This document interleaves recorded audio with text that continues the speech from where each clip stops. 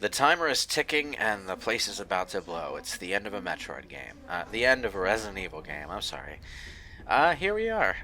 The Resident Evil Remake playthrough, part 12 of the Leon story, and yeah, and they still make you use a stupid two space item at the end to make sure you have room for the rocket launcher. yeah, they do that here. It's the same two-space item too. The joint plugs were actually two separate items in the original, and they only appeared in the B scenario, I think. So yeah, that's odd. But they only did the rocket launcher in the B scenario in the original. In this game, they have like the Gatling gun for Claire and the rocket launcher for Leon. So they both have big, huge two-space weapons that they want you to have room in your inventory for. Wait, so when did Mr. X get a claw hand? It sort of mutant transformed out of him when he was blown up. In the original, his entire body was submersed in molten metal, so he actually got two claw arms in that version, which made him look metal as fuck. But he just went full Tyrant at that point.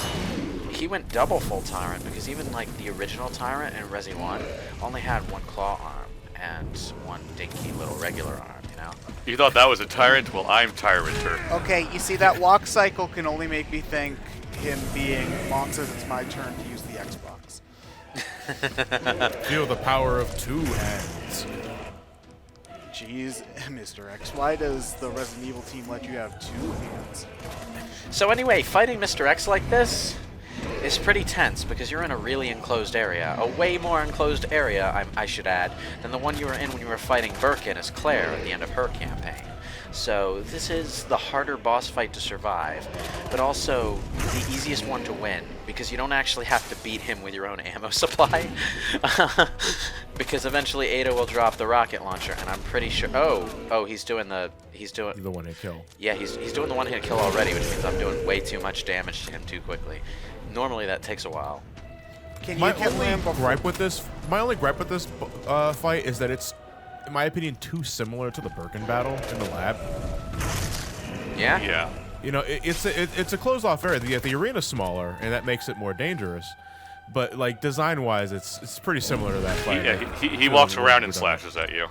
Yeah, unfortunately, in Resident Evil 7, we had some fairly inventive boss concepts. Like, you had, your cage match with Jack Baker, and then you had Marguerite stalking you in this huge garden house area.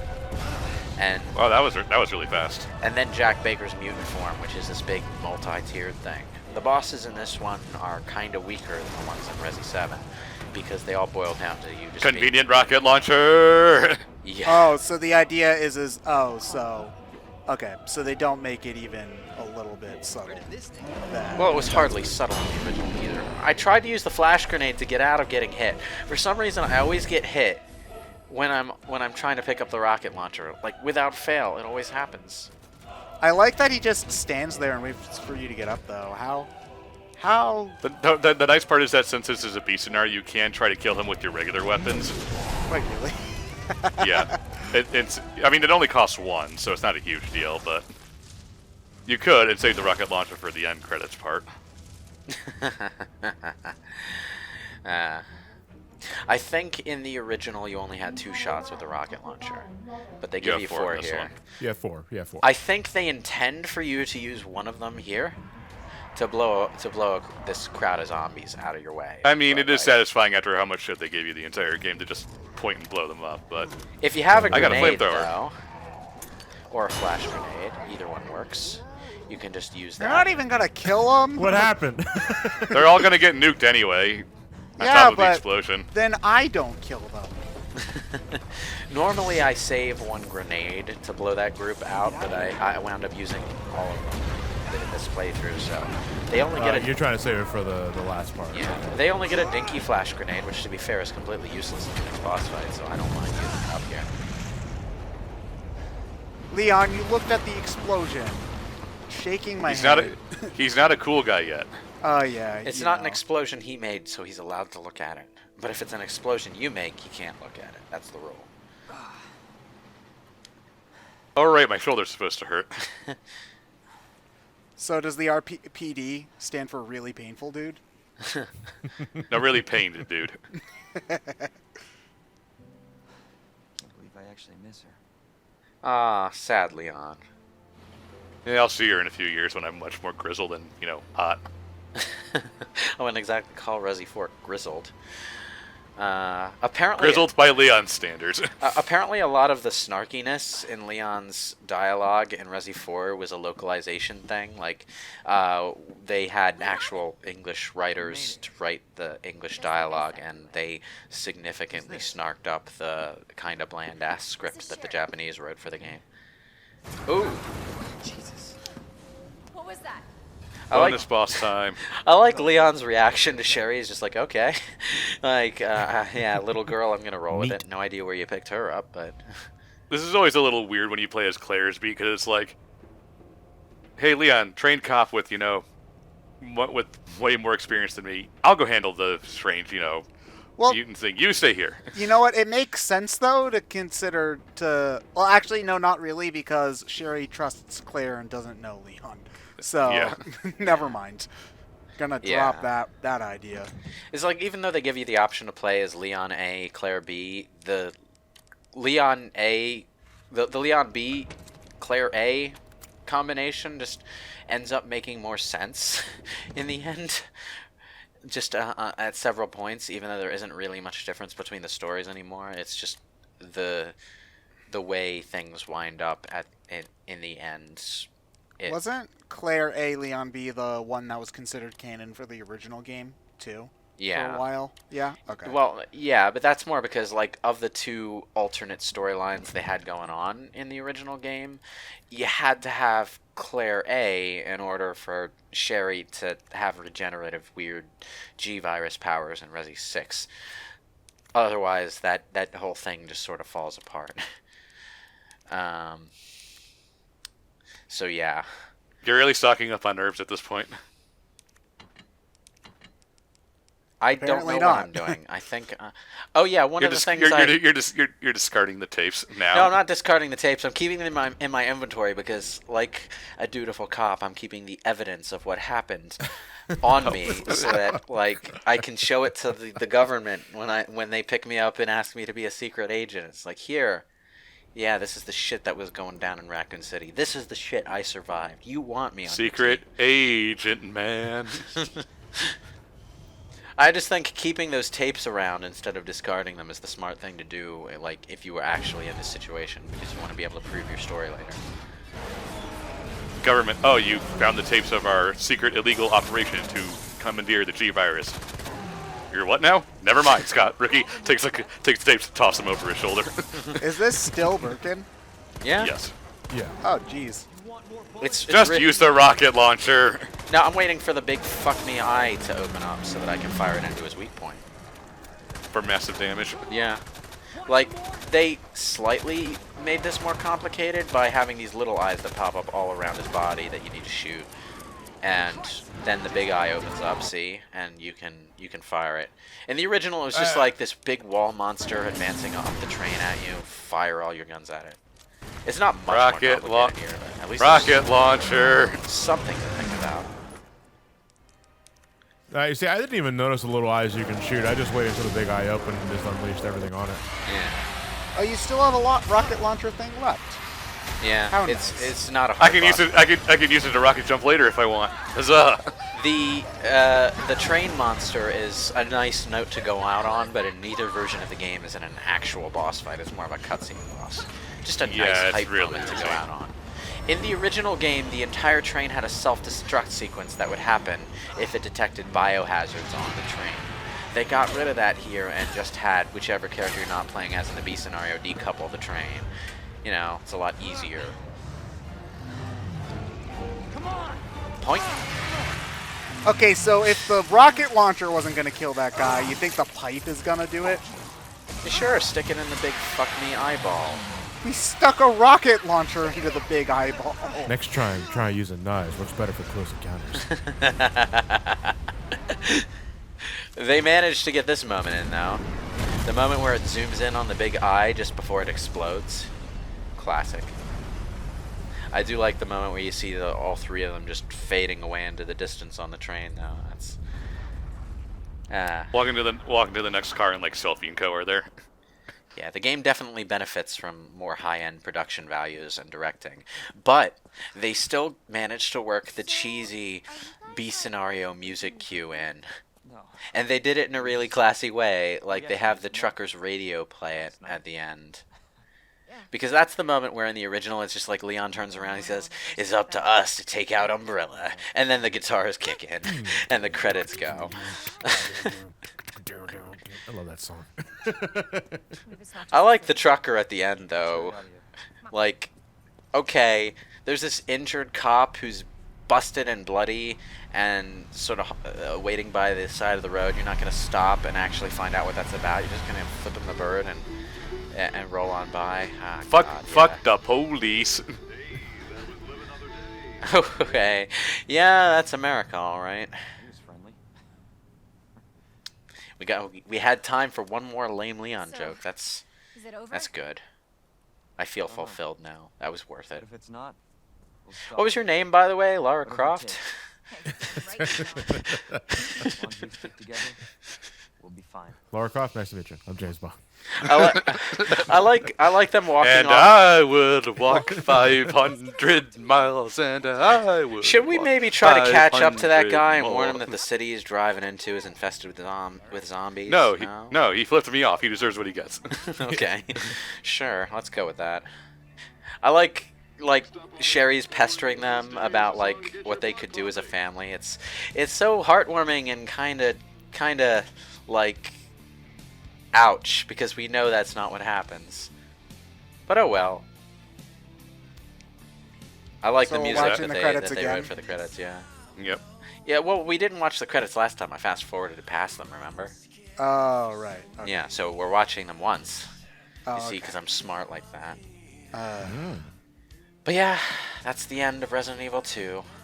Remake anyway. Yeah. Well, I'm sure we'll do the original version at some point in the future. eventually. Yeah, because there's still merits to looking at the original game. If anything, just for the nostalgia perspective. Yeah. But even then, if you haven't experienced Resident Evil 2 in any form or fashion, the remake is just a great way of introducing yourself to it. It's just a stellar game from beginning to end. This and 4 are probably the best Resident Evil games in general. You're not going to include Resident Evil Remake 1 in that group? Because I think it deserves those honors. Well, those are the top two. Remake is probably number 3. Possibly. Yeah, I would say, to me, my totem pole is 4, 2, and then remake. Well, 2 remake. Well, I would say I like them both for different reasons, but again, I have too much. I have a lot of value with the second Resident Evil game, and I mean that as someone who's been familiar with the game since, was it 99 or 98 when it originally came out. You know, I just always liked the look of the game, and then when I finally got to play it for myself, like years later, I just really liked it. Like, it just hooked me more than what Resident Evil 1 did, or even Remake at that point. Because again, like, after I played Resident Evil 4, I loved that game so much it acted as my gateway to the original series. And I started with 1, then I played Remake, and then I went to 2, and I loved the hell out of 2. Like, 2 is... I don't know what it was. 2 is still a great game in its own way, but at the same time, I can't help but feel that a lot of what it did well is more impressive in the context of the time than it is just in terms of pure game design. Like, I would go back to Resident Evil 1 Remake or the original game, and I'd say, like, okay, the exploration factor is really great, and it adds a lot to this experience. But when I compare Resident Evil 2 to its remake, basically the only area in which the original game still shines for me is the story variance between the two combinations of A and B. That is still to this day a really cool idea, and I'm disappointed that this version didn't do anything with it. But you know, I consider the remake a superior game. That's just me, though. I know it's. Well, I think it's kind objectively, of I think that's just true. Like, it's just a Yeah, superior game. I think it's like You know? it's like considered a bit of a dirty thing to say that a game's remake is better than the original game, but I think that like they seriously improved on almost all aspects of Resident Evil 2 with this. The only things that are quite as good are like the like we don't have any equivalent to Extreme Battle Mode anymore, and the A and B scenario system was handled in a disappointingly lackluster way here. But if you were going to cut exactly one corner with this game, that would be the corner to cut, rather than something that makes the gameplay or the story less fulfilling on its own merits, you know? So, And on the bright side, for lacking the what is it, the ultimate battle mode, you get Ghost Survivor, Hunks mode, a few other things, bells and whistles that came later. I'd say the Ghost Survivor mode makes up for the lack of Extreme Battle Mode, for the most part, and it's also an extra mode that fits with this style of Resident Evil better than Extreme Battle would. Because Extreme Battle, if you were going to modernize Extreme Battle for this kind of behind-the-back action-oriented system, it would probably come out as more of an action game, the way Resident Evil 4 through 6 did. And to be honest, I don't think that's a good way to go, because the way this game limits its action mechanics to fit the horror focus, you're not going to get an action side mode that's halfway as fulfilling as, like, say, Mercenaries in Resident Evil 6 or anything like that. You might possibly make it as interesting as 4. As interesting as Resi 4's Mercenaries mode, maybe, but we've already had 5 and 6, so it's just going to be a step back from the Mercenaries in those games. But yeah, after seeing how well this turned out, I am very much hoping that we see a Remake 3 sooner rather than later, because this was like 17 years between Remake 1 and 2? Something like that, but That you know, long? Wow, jeez. I'd like to see Remake 3, but I'm more excited for, like, after establishing so much good for this franchise in Remake 2, how much of that are they going to take and use in Resident Evil 8? That's what I want to see.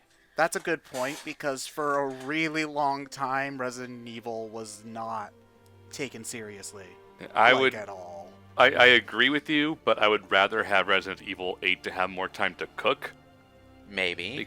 Because Remake 3 would be a faster project, considering you can use a lot of assets from this game in that one. Yeah. It's also a game that's already been built before, so a lot of the design, you're nailed down on a lot of the aspects of the design, because yes, you do change a lot of things. There's still more stuff. It's not like you can drastically rehaul the story to be a completely different so plot. a Remake 3 can again be kind of not necessarily a filler project, but a good send off to this console generation, and be a good way to give yourself more time to work on Resident Evil 8, so you don't feel pressured to come out with something 2 years after this one, where if you really wanted to make a fantastic experience, it might take 3 or 4. Yeah.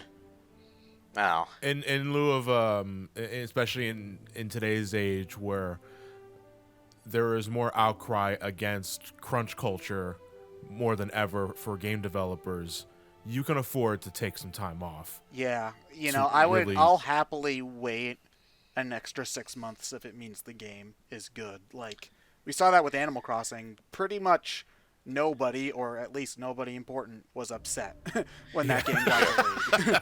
Well, another thing though is that I'm still standing by the idea that Capcom should use the Revelation series for their action spin-offs, and just keep the main series focused on survival horror from here on out.